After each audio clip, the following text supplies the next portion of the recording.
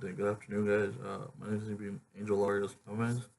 I'm going to be talking about Before the Lights Go Out, Conquering the Energy Crisis Before It Conquers Us by Maggie Koerth-Baker. So I chose this book because I want to be an engineer and I want to work on cars. That's eventually what my goal is.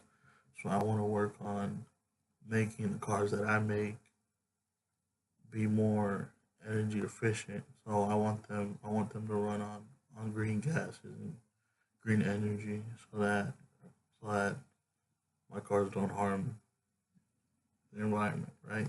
So I thought maybe if I read this book, I would learn about cool ways to make my cars run right other than gas. It did talk about one of them, which is currently not possible because we have to work on our engines to make the cars run. But one way that the that the that the book talked about is making our cars run on grass.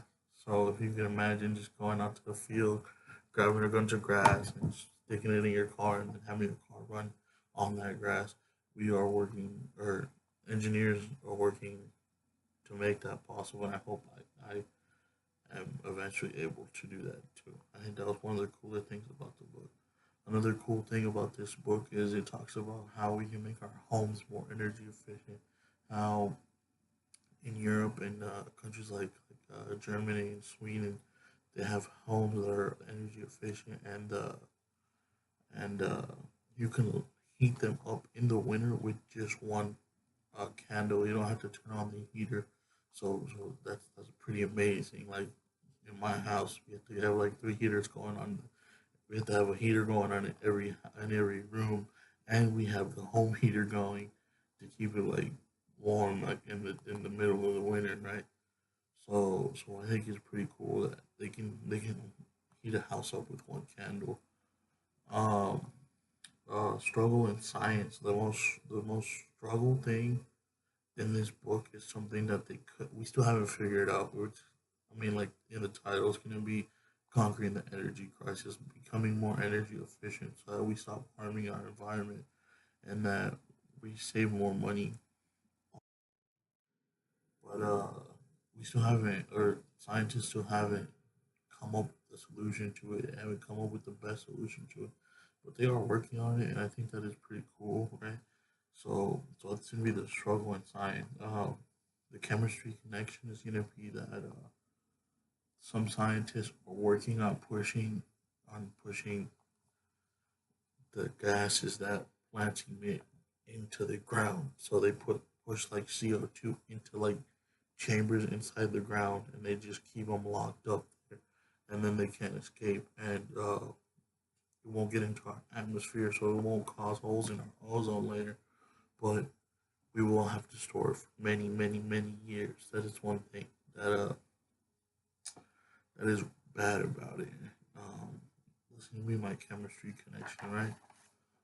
Um, so what I did to reach beyond was there wasn't many things related to my book.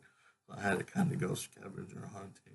What I did was find an article that took me like an hour to find, reviewing the book. I had to search up a lot of stuff, but I eventually found it, so it doesn't really matter. And the book just talked about what the book was saying, and it went a little more in depth on certain concepts. One of the concepts was the car concept.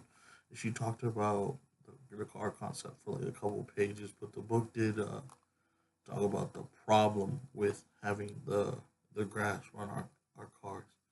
So the problem is that we haven't developed engines yet that can uh, that can sustain it. So yeah, that's what I did to go beyond. Um, I definitely would recommend this book to anybody who would want to read it. It is going to be a hard read though, because it's just going to be a lot of the meat and the potatoes of this book. There's going to be a lot of just facts, just 13 gigawatts, 53 million megawatts, this and that, and it's kind of a hard read for that reason. So that's gonna be my presentation on conquering the conquering the energy crisis before it conquers us. Thank you guys. Have a good day.